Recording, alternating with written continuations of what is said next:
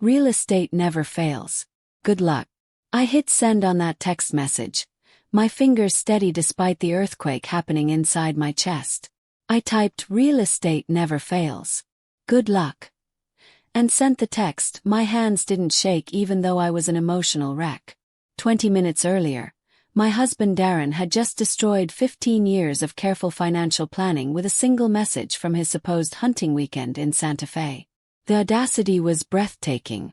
Not just the betrayal, but the sheer stupidity of putting our entire life savings into some half-baked real estate scheme with his girlfriend. Just 20 minutes prior, my husband, Darren, had undone 15 years of meticulous financial management. He did it with a single message sent from what was supposedly a hunting trip in Santa Fe. The nerve was incredible. It wasn't just the deceit, but the mind-boggling foolishness of him sinking our entire life savings into a shoddy real estate venture with his new girlfriend. My name is Veronica Hale and I'm 45 years old. I'm Veronica Hale, a 45-year-old woman. For the past 15 years, I've been the financial backbone of our household here in Tucson, Arizona. While Darren played the charming salesman at Travant Corporation, I managed every dollar we earned, every investment we made, every safety net we built. For the last 15 years in Tucson, Arizona, I've been the one handling all of our finances. While Darren was the charismatic salesman at Travant Corporation, I was the one who managed all our money, investments, and savings with great care. Our retirement accounts, emergency fund, the equity in our home. I tracked it all with the precision of a Swiss watchmaker. Darren used to call me the brain behind our success back when he still respected what I brought to our marriage. I meticulously managed our retirement funds, emergency savings, and home equity, keeping track of everything with extreme precision. In the past, when he still valued my contribution to our marriage, Darren would refer to me as the strategic mind behind our joint achievements. That respect had been eroding for months, ever since he met Sky Winters at a company networking event. However, that respect had been slowly disappearing for months, ever since he first encountered Sky Winters at a company event. She was 28, blonde, and apparently ambitious in ways that I supposedly wasn't. She was a 28-year-old blonde who, as I would soon find out, possessed an ambition that I supposedly lacked. The irony would have been funny if it weren't so devastating. While I was building our financial empire, one careful decision at a time, Darren was busy being dazzled by someone who sold condos for a living and thought she was the next real estate mogul. The warning signs had been there. Late nights at the office that smelled like perfume instead of paperwork. Weekend hunting trips that coincidentally aligned with Sky's out-of-town property visits. The way he'd started criticizing my conservative approach to money, suggesting we needed to think bigger and take some risks. I'd ignored them all, foolishly believing that 15 years of marriage and shared success meant something. It would have been funny if the situation wasn't so heartbreaking. I was carefully building our financial future, one smart move at a time, while Darren was being captivated by a woman who sold condos and saw herself as a future real estate giant. The red flags had been there all along. He'd come home late from the office smelling of perfume, not paperwork. His hunting trips conveniently coincided with Sky's business trips, and he'd begun criticizing my careful financial habits, saying we should take more risks. I chose to ignore all of it, naively believing that 15 years of marriage and a shared life meant something.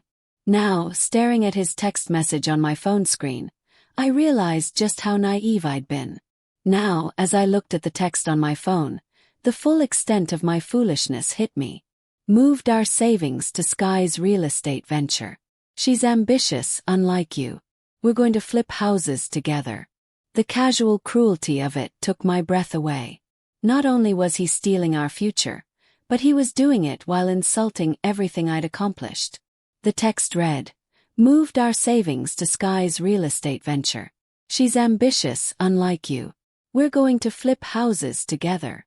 The nonchalant callousness of his words stunned me. He wasn't just stealing our future. He was also demeaning everything I had worked for. But as I sat in our pristine kitchen, surrounded by the life we'd built together, something cold and calculating settled in my chest. Darren had made one critical mistake in his grand betrayal. He'd forgotten that I wasn't just good with money. I was good with contracts, documentation, and the kind of legal paperwork that could protect us from exactly this scenario. Sitting in our perfect kitchen, surrounded by the life we had built, a cold, strategic feeling came over me. Darren had made a crucial mistake in his betrayal.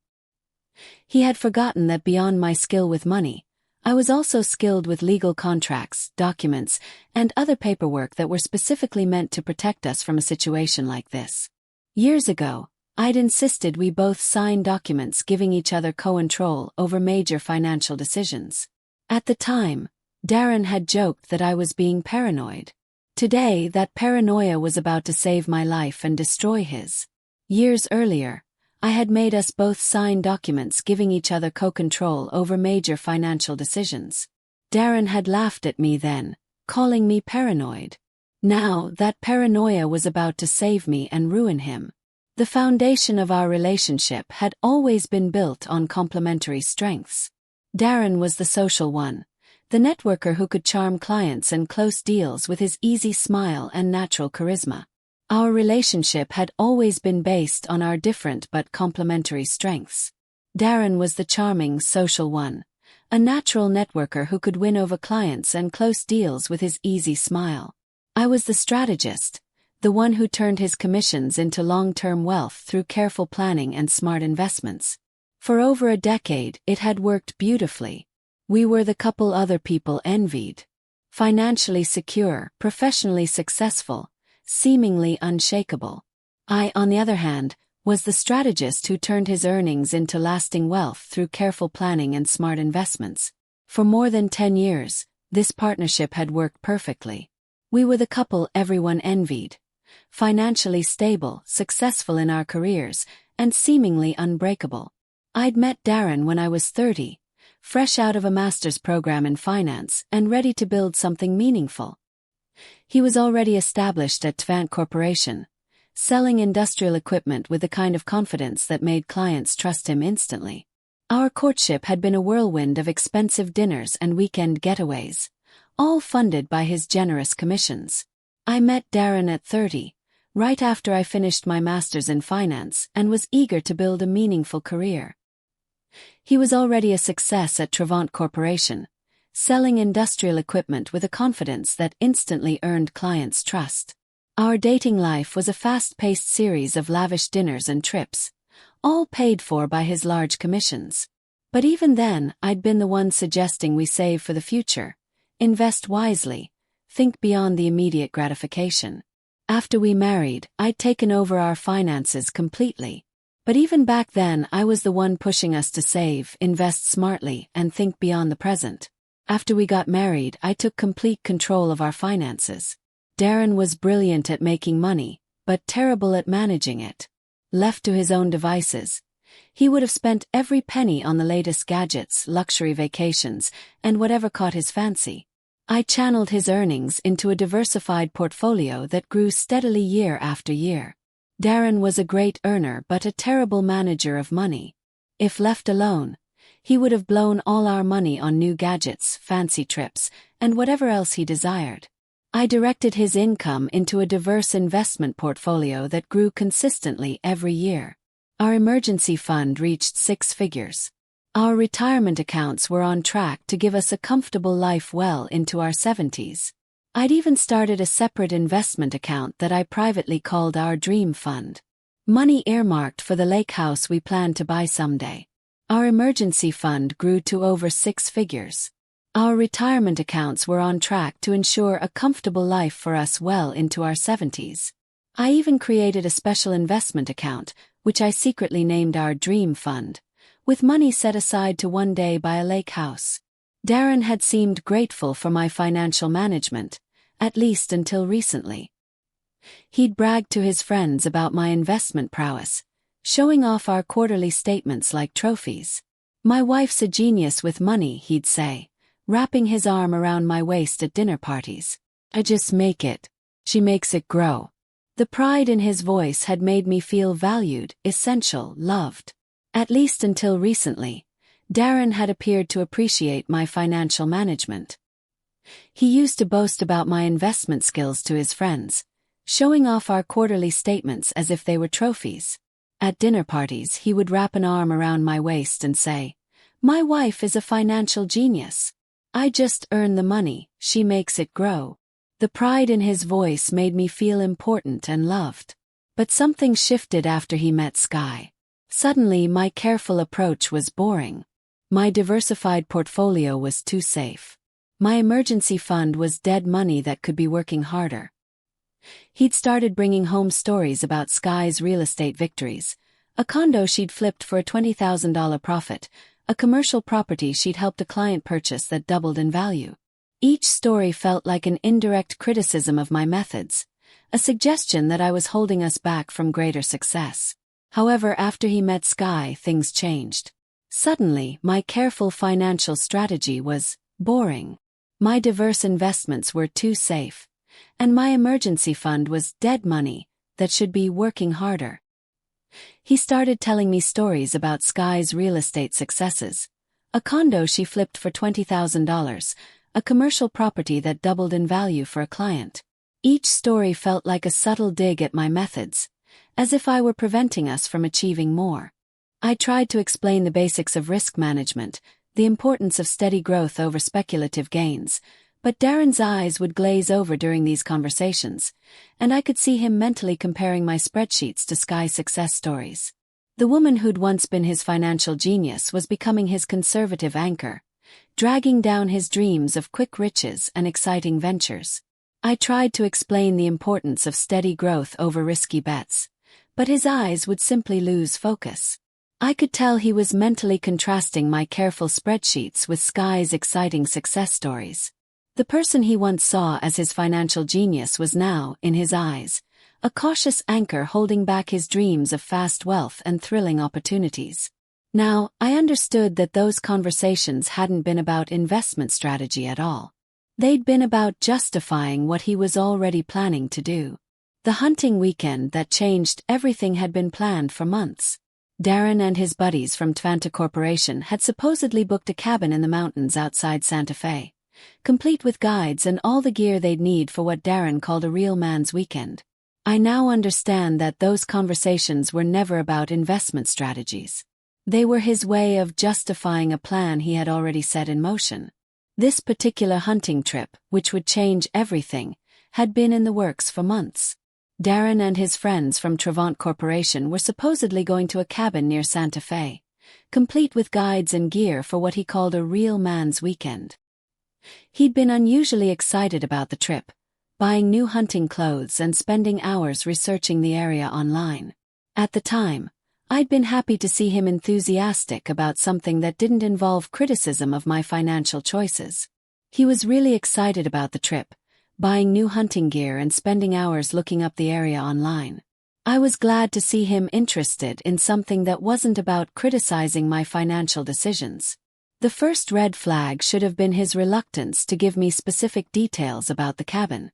When I'd asked for the address in case of emergency, he'd waved me off, saying the cell service would be terrible anyway, and that I should just relax and enjoy having the house to myself. The first red flag should have been his unwillingness to tell me the details of the cabin. When I asked for the address in case of an emergency, he brushed me off, saying there would be no cell service anyway and that I should just enjoy having the house to myself. The second red flag was his insistence on taking our tablet to download some hunting apps, despite his usual complaints that technology ruined the outdoor experience. But I trusted him. After 15 years of marriage, why wouldn't I? The second warning sign was his sudden need to bring our tablet to download hunting apps, even though he usually complained that technology ruined the outdoors. But after 15 years of marriage, I trusted him. The text message arrived on Saturday afternoon while I was reorganizing our home office. I'd been updating our investment spreadsheets, noting the steady growth in our accounts when my phone buzzed with a message that shattered my world. The text message arrived on Saturday afternoon as I was tidying up our home office. I was updating our investment spreadsheets and was feeling good about the consistent growth when my phone buzzed with a message that destroyed my world. Moved our savings to Sky's real estate venture. She's ambitious unlike you. We're going to flip houses together. I stared at the screen for a full minute, my brain refusing to process what I was reading. Then I grabbed our laptop and logged into our bank accounts with trembling fingers. The text said, "Moved our savings to Sky's real estate venture. She's ambitious unlike you. We're going to flip houses together." I stared at the message, unable to believe what I was seeing. Then, with shaking hands, I opened my laptop and logged into our bank accounts. The joint savings account that had contained $87,000 yesterday now showed a balance of $300. Our money market account was empty. Even the emergency fund I'd built over 10 years was gone. But it was the second text that truly revealed the depth of his betrayal. The joint savings account that had $87,000 in it yesterday now had only $300. Our money market account was drained, and even the emergency fund I had built over 10 years was gone. But it was his second text that showed the true extent of his deceit. "Don't bother calling. We're investing in something real for once. Sky knows what she's doing. This is our chance to actually make serious money instead of hiding it in boring accounts." The casual dismissal of everything I'd built, everything we'd achieved together, hit me like a physical blow. 15 years of careful planning, sacrifice, and strategic thinking reduced to boring accounts. The woman who turned his sporadic commissions into genuine wealth was apparently just dead weight holding back his entrepreneurial spirit. The second text read, "Don't bother calling. We're investing in something real for once. Sky knows what she's doing. This is our chance to actually make serious money instead of hiding it in boring accounts." The casual disregard for everything I had created, everything we had achieved together, felt like a physical assault. 15 years of hard work, careful planning, and strategic thinking were simply boring accounts. The person who had turned his inconsistent income into true wealth was now just holding back his so-called entrepreneurial spirit. I walked to our kitchen window and looked out at our neighborhood. The nice houses, the manicured lawns, the life we'd been able to afford because of my boring financial management. I walked to the kitchen window and looked out at our neighborhood. The beautiful homes, the perfectly maintained lawns, all of which we could afford thanks to my boring financial management. Then I thought about Sky Winters with her flashy social media posts about luxury properties, and her apparent ability to convince my husband that throwing our life savings at her untested business venture was somehow a smart investment. That's when the shock began to crystallize into something much more dangerous. Cold, calculated fury. Then my thoughts turned to Sky Winters and her flashy social media posts about fancy properties, and how she had convinced my husband to sink our life savings into her unproven business. At that moment, my initial shock transformed into something far more dangerous. A cold, calculated rage. Darren had made the biggest mistake of his life. And he didn't even know it yet. Because while he was busy playing real estate mogul with his ambitious girlfriend, he'd forgotten one crucial detail about his boring conservative wife. I wasn't just good with money. I was excellent with revenge. Darren had just made the biggest mistake of his life, and he didn't even realize it yet. While he was busy playing a real estate magnate with his driven girlfriend, he had forgotten a key fact about his boring, cautious wife. I wasn't just good with money. I was brilliant at getting revenge. My first instinct was to call Darren immediately and demand he reverse whatever insane transaction he'd just made. But something stopped me. A voice in my head that sounded suspiciously like my mother, who'd always warned me that the first move in any crisis should be to gather information, not react emotionally. My first thought was to call Darren immediately and demand he undo the crazy transaction. But something stopped me. A voice in my head that sounded a lot like my mother, who had always taught me to gather facts first in a crisis, not react emotionally. So, instead of picking up the phone, I opened my laptop and began documenting everything. I took screenshots of our emptied accounts, saved copies of Darren's text messages, and pulled up our banking history to trace exactly when and how the transfers had occurred. Instead of calling him, I opened my laptop and started gathering evidence. I took screenshots of our empty accounts, saved his texts, and checked our bank history to figure out exactly when and how the transfers were made. What I discovered made my blood run cold. The transactions hadn't happened today during his supposed hunting trip. They'd been executed on Thursday afternoon, just hours before he'd left for Santa Fe with his overnight bag and hunting gear. He'd drained our accounts and then lied to my face about going hunting with his friends. But the real revelation came when I dug deeper into the transfer details. What I found chilled me to the bone. The transactions didn't happen on his trip. They were done on Thursday afternoon, just a few hours before he left for Santa Fe. He had emptied our accounts and then lied to me about going hunting. But the true bombshell came when I looked closer at the transfer details. The money hadn't gone to any legitimate real estate investment company. It had been wired directly to a personal account belonging to Sky Winters. Not her business account, not a corporate investment fund, her personal checking account, which meant this wasn't even a real business venture. The money hadn't been sent to a legitimate real estate company. It was wired directly into Sky Winters' personal account. Not her business account, not a company fund, but her own personal checking account. This meant it wasn't a real business deal at all. It was either a personal loan to his girlfriend or, more likely, his way of funding their new life together while leaving me with nothing. The level of premeditation was staggering. This wasn't a spur-of-the-moment decision made during a romantic weekend. It was either a personal loan to his girlfriend or, more likely, a way to fund their new life together while leaving me with nothing. The level of planning was shocking. This wasn't a spontaneous decision he made during a romantic weekend. Darren had been planning this for weeks, maybe months. While I'd been updating our investment spreadsheets and planning our financial future, he'd been systematically preparing to steal everything we'd built together. My hands were shaking as I picked up my phone to call our bank. The customer service representative was sympathetic but clear. Since both names were on the accounts and Darren had proper authorization, the transfers were technically legal. They couldn't reverse them without his consent or a court order.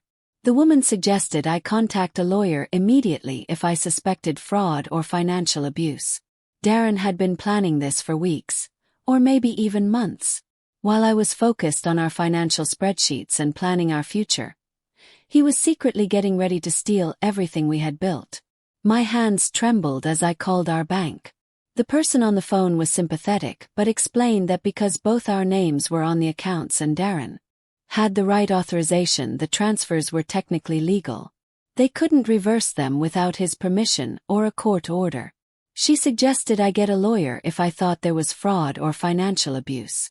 Lawyer. The word echoed in my mind as I hung up the phone. 6 months ago, after hearing one too many stories about friends getting blindsided by cheating spouses, I'd done something that Darren had mocked as paranoid.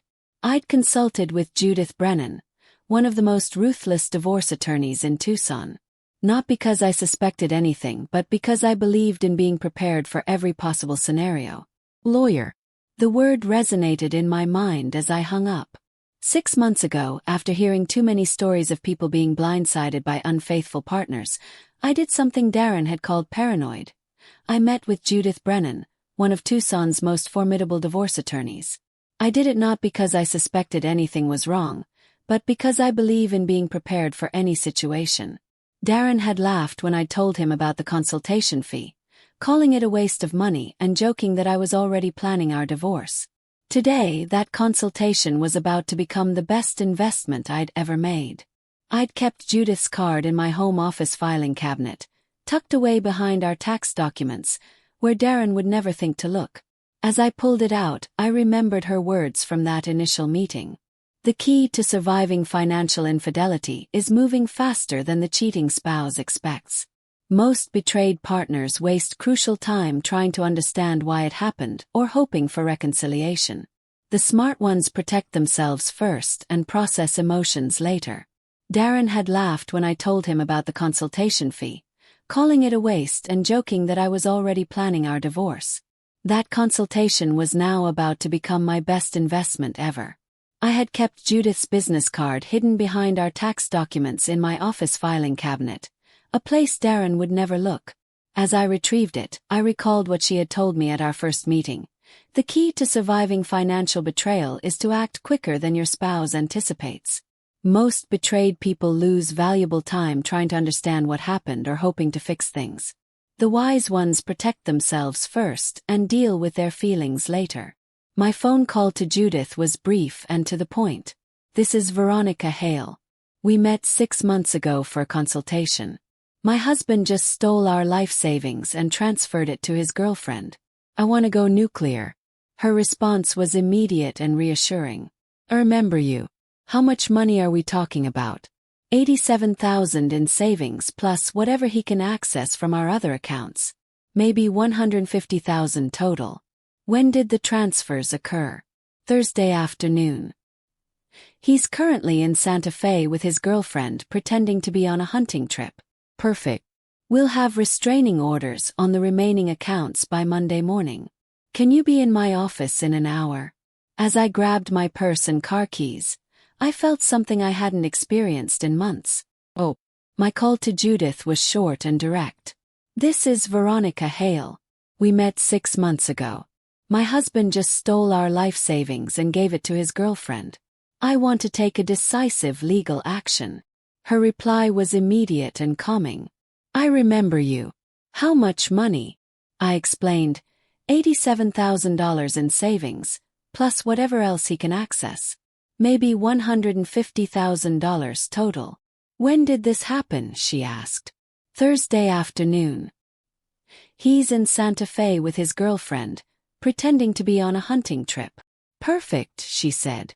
We'll have restraining orders on the other accounts by Monday morning. Can you get to my office in an hour? As I grabbed my purse and keys, I felt a sense of hope I hadn't felt in a very long time. Judith Brennan's office was exactly what I'd remembered from my consultation 6 months earlier. Impressive, but not flashy, with a kind of understated elegance that suggested competence rather than desperation for clients. Floor-to-ceiling law books lined the walls, and her desk was organized with the precision of someone who'd built a career on attention to detail. She was waiting for me when I arrived, having apparently cleared her Saturday afternoon for what she'd already identified as a priority case. Show me everything, she said without preamble, gesturing to the chair across from her desk. I handed over my phone with Darren's text messages and opened my laptop to display the banking records I'd compiled. Judith's expression remained neutral as she reviewed the evidence, but I caught the slight tightening around her eyes that suggested she'd seen this type of betrayal before and knew exactly how to respond to it. Judith Brennan's office was just as I remembered it from 6 months ago. Impressive but not showy, with a quiet elegance that spoke of competence, not a desperate need for clients. Law books from floor to ceiling lined the walls, and her desk was impeccably organized, reflecting a career built on meticulous detail. She was waiting for me, having clearly set aside her Saturday for what she saw as a top priority case. Show me everything, she said, motioning to the chair. I handed her my phone with Darren's texts and opened my laptop to show her the bank records. As she looked over the evidence, her expression remained calm, but I saw a slight tension around her eyes that told me she was familiar with this kind of betrayal and knew exactly what to do. Your husband made several critical mistakes, she said after reviewing everything. First, he documented his intent in writing. These text messages show clear evidence of financial abuse and potentially fraudulent misrepresentation of assets. Second, he transferred marital funds to a third party without your consent, which violates the co-control agreements you signed years ago. And third, he's currently out of state, which gives us a window to act before he can make any additional moves. She pulled out a legal pad and began writing notes with the speed of someone dictating strategy to herself. Your husband made several major errors, she stated after reviewing my evidence. First, he documented his intentions in writing. These texts are clear proof of financial abuse and potential fraudulent handling of assets. Second, he moved joint funds to a third party without your approval, which breaks the co-control agreements you both signed. And third, he's out of state, which gives us time to act before he can do anything else. She then took out a legal pad and began writing notes, her pen moving quickly as if she were talking through her strategy to herself. Here's what we're going to do. Monday morning, I'll file for emergency relief to freeze all remaining joint accounts. We'll also request a temporary restraining order preventing him from accessing any marital assets until a court can review the situation. The fact that he transferred money to his girlfriend's personal account rather than a legitimate business entity works strongly in our favor. But it was her next words that made me sit up straighter. "Here's the plan," she said. "Monday morning, I'll file an emergency motion to freeze all remaining joint accounts. We'll also request a temporary restraining order to stop him from touching any of our shared assets until a court can review this. The fact that he sent the money to his girlfriend's personal account, not a real business, is a major advantage for us." But her next words made me pay even closer attention. "More importantly, we're going to subpoena every financial record related to this so-called real estate venture. If Sky Winters accepted marital funds under false pretenses, if this isn't actually a legitimate business investment, she could be facing civil liability for receiving stolen property." The implications hit me immediately. "You mean she could be legally responsible for returning the money?" "Potentially, yes. And if we can prove she knew the funds were taken without your consent, the penalties become much more severe. Even more importantly," she continued, "we're going to subpoena all financial records related to this supposed real estate deal. If Sky Winters accepted money from a marriage under false pretenses, if this isn't a real business investment, she could be sued for receiving stolen property." The meaning hit me right away. "You mean she might have to pay the money back?" "Potentially, yes. And if we can prove she knew the money was taken without your consent, the consequences for her will be much worse." Judith's smile was sharp and professional. "I've seen this pattern before. Younger women who get involved with married men often don't understand they're making themselves vulnerable to legal action when they accept money that isn't rightfully theirs." She continued outlining our strategy, explaining how we document every aspect of Darren's deception and build a case that would not only protect my remaining assets, but potentially recover what he'd already stolen. The comprehensive approach was exactly what I'd hoped for. Aggressive, thorough, and designed to catch Darren completely off guard. Judith smiled a sharp, professional smile. "I've seen this play out many times. Younger women who get involved with married men often don't realize they're putting themselves at legal risk when they accept money that isn't rightfully theirs." She went on to explain the strategy. "We would document every part of Darren's deception to build a case that would protect my remaining assets and possibly get back what he had already stolen." It was the comprehensive approach I had hoped for. Aggressive, meticulous, and designed to completely surprise Darren. "There's one more thing," Judith added, leaning back in her chair. "Your husband's hunting trip alibi actually works in our favor. If he's been posting about his weekend on social media while simultaneously claiming he's in the mountains with no cell service, we can use that to demonstrate a pattern of deception. Modern betrayals leave digital footprints that earlier generations couldn't have imagined." As I left her office an hour later, I felt the strangest sensation. Relief mixed with anticipation. "One more thing," Judith said, leaning back. "Your husband's hunting alibi actually helps us.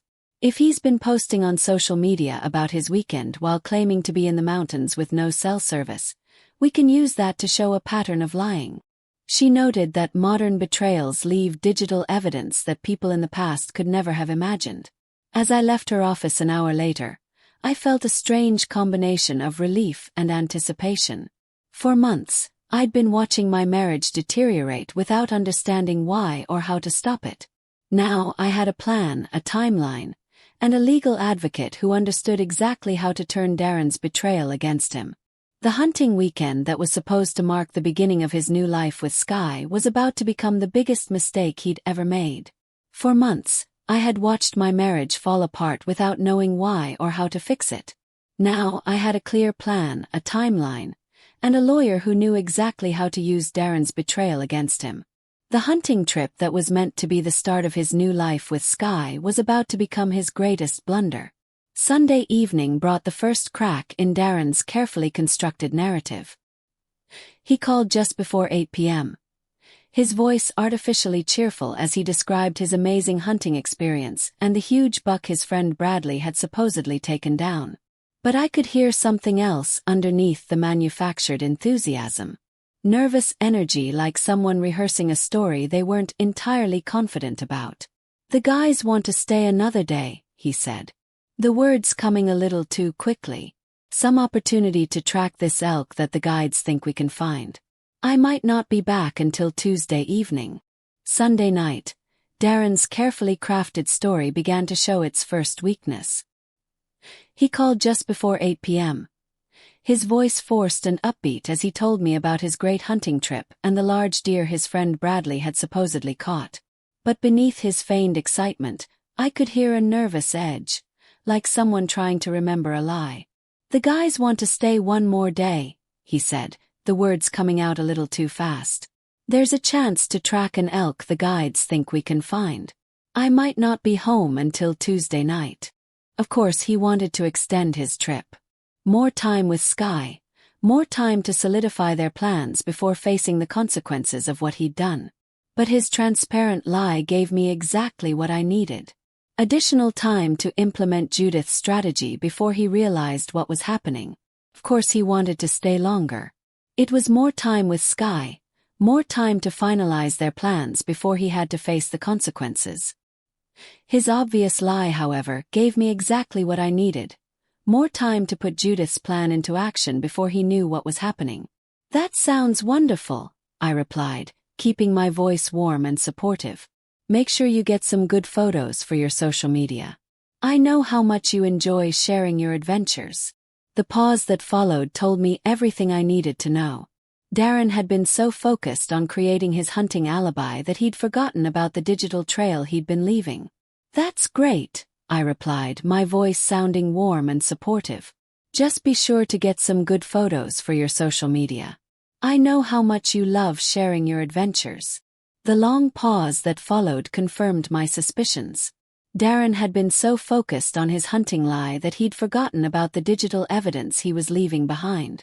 If he'd really been in the mountains with no cell service, how had he been able to send me detailed text messages about real estate investments? And more importantly, what had he actually been posting online while supposedly disconnected from civilization? After hanging up, I spent the evening conducting my own investigation. Darren's social media accounts told a fascinating story. On Thursday, he'd posted a photo of hunting gear laid out on our bed with a caption, "Ready for a real man's weekend in the wilderness." On Friday, there were no posts at all, consistent with being in an area without cell service. But Saturday afternoon, right around the time he'd sent me the devastating text about transferring our savings, he'd posted a photo of an expensive restaurant meal in Santa Fe with a caption, "Sometimes the hunting lodge surprises you with amazing food." A hunting lodge with restaurant-quality plating and what appeared to be lobster tail. I took a screenshot and added it to my growing evidence file. But the real revelation came when I checked Sky's social media accounts. She'd been far less careful about maintaining the fiction. Her Instagram story from Saturday showed a champagne toast with perfectly manicured nails and what looked like an expensive hotel room in the background. The timestamp matched exactly with when Darren had sent me his cruel text messages about their real estate venture. If he truly was in the mountains with no cell service, how could he have sent me detailed texts about real estate? More importantly, what was he actually posting online while supposedly out of touch with the world? After we hung up, I spent the evening doing some digging. Darren's social media accounts revealed a lot. On Thursday, he posted a photo of his hunting gear on our bed captioned, "Ready for a real man's weekend in the wilderness." There were no posts on Friday which fit with his story.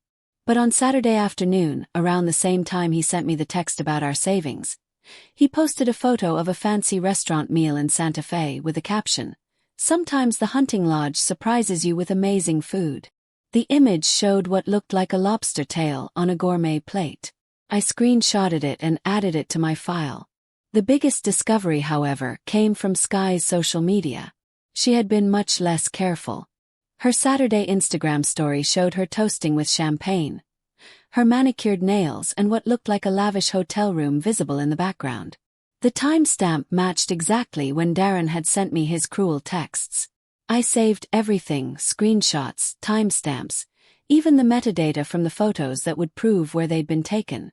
By the time I finished documenting their weekend, I had a comprehensive record of their deception that would make Darren's hunting trip story completely impossible to maintain. Monday morning couldn't come fast enough. I'd spent the weekend moving between fury and calculation. But now I felt something else entirely. The cold satisfaction of having superior information and a better strategy than my opponents. I saved everything. Screenshots, timestamps, even the photo metadata that would show their location. By the time I was done, I had a thorough record of their deception that would completely dismantle Darren's hunting story.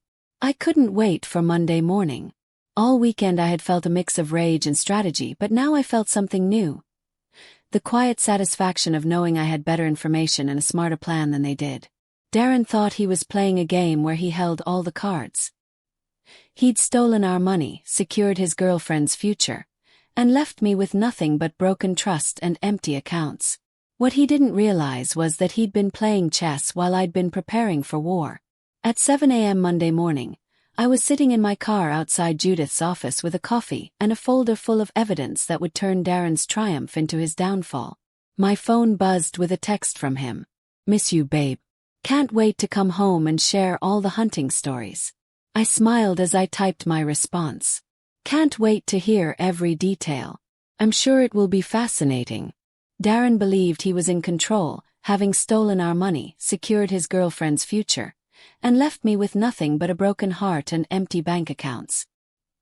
He didn't realize he was playing a game of chess while I was preparing for war. At 7 a.m. Monday morning, I was sitting in my car outside Judith's office with coffee and a folder of evidence that would bring about his ruin. My phone buzzed with a text from him. "Miss you, babe. Can't wait to come home and share all the hunting stories." I smiled as I typed back. "Can't wait to hear every detail. I'm sure it will be fascinating." Within hours, Darren would discover that his boring, conservative wife had been far busier during his hunting weekend than he could have possibly imagined. Judith's Monday morning blitz was a masterpiece of legal precision. By 10 a.m., she'd filed emergency motions with the family court requesting immediate freeze orders on all our remaining joint accounts. By noon, she'd served Trevant Corporation with a subpoena, demanding all records related to Darren's recent time-off requests and expense reports. By 2 p.m., she'd filed for a temporary restraining order preventing any further transfers of marital assets. But the real devastation came when she served Sky Winters with a civil lawsuit demanding the immediate return of the $87,000, plus interest and attorney fees.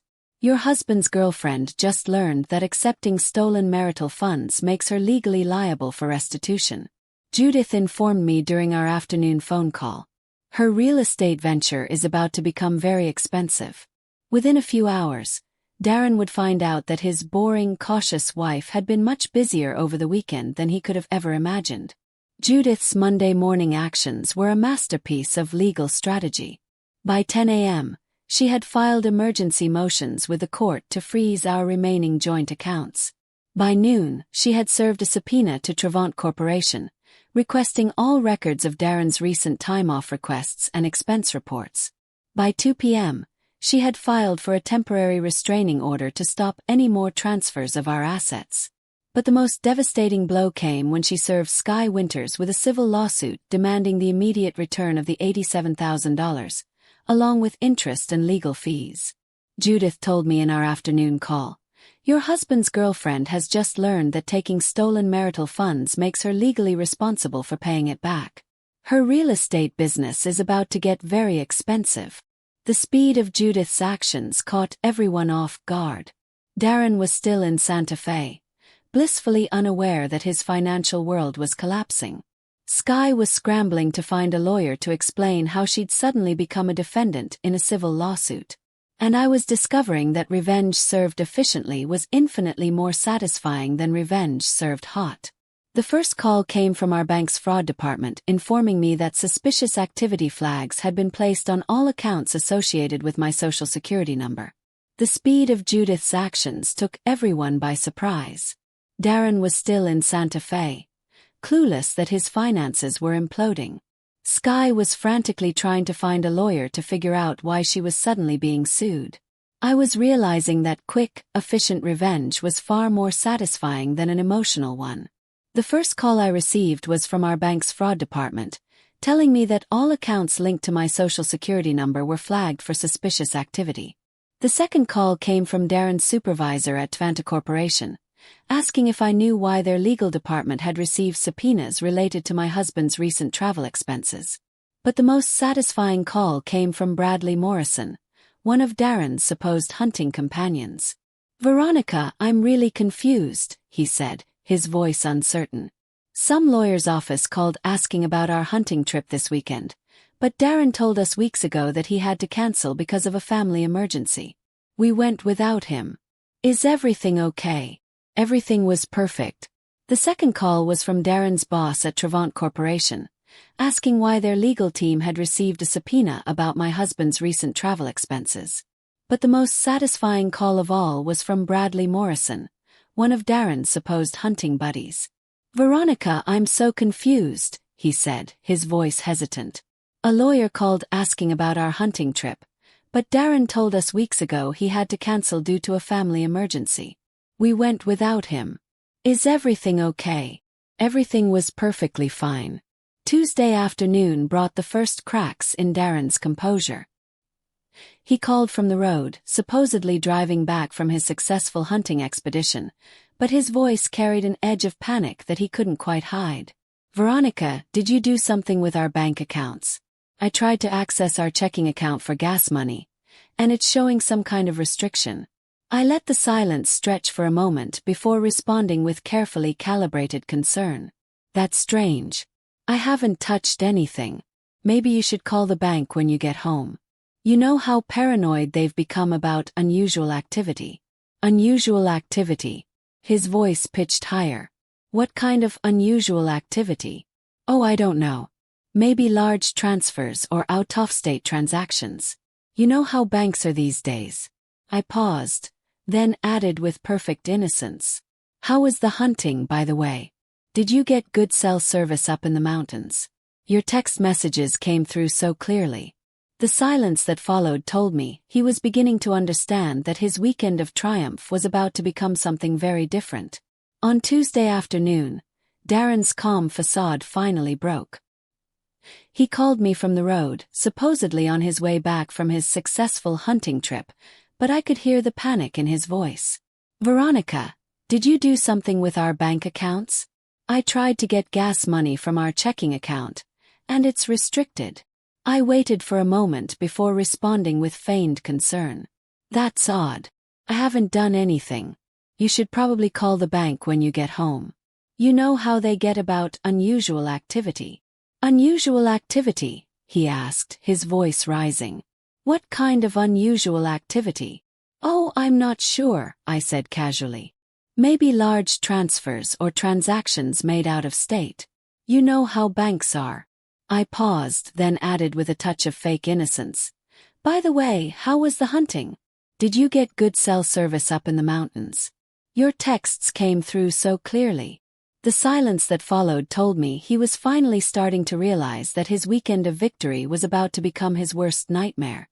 When Darren finally arrived home that evening, I was waiting in our living room with a cup of tea in a manila folder. He looked exhausted and not from hunting. His designer hunting clothes were suspiciously clean for someone who'd supposedly spent 3 days tracking elk through mountain terrain. "We need to talk," he said, dropping his overnight bag by the door. "Yes, we do." I gestured to the chair across from me. "Sit down, Darren. Let's discuss your real estate investment strategy." The color drained from his face as he recognized the legal documents spilling out of my folder. His hunting weekend was officially over, and his education in the consequences of financial betrayal was about to begin. When Darren finally got home that evening, I was waiting for him in the living room with a cup of tea and a manila folder. He looked worn out but not from hunting. His expensive hunting clothes were suspiciously clean for someone who had spent 3 days tracking elk in the mountains. "We need to talk," he said, dropping his bag. "Yes, we do." I motioned to the chair across from me. "Sit down, Darren. Let's talk about your real estate investment strategy." His face went pale as he saw the legal papers in my folder. His hunting weekend was officially over, and his lesson in the consequences of financial betrayal was about to begin. As I reflected on the swift and complete dismantling of his plans, I realized that revenge, when executed with precision and intelligence, was indeed a dish best served cold and efficiently. As I thought about how quickly and completely his plans were destroyed, I realized that revenge, when done with precision and intelligence, is a dish best served cold and with purpose.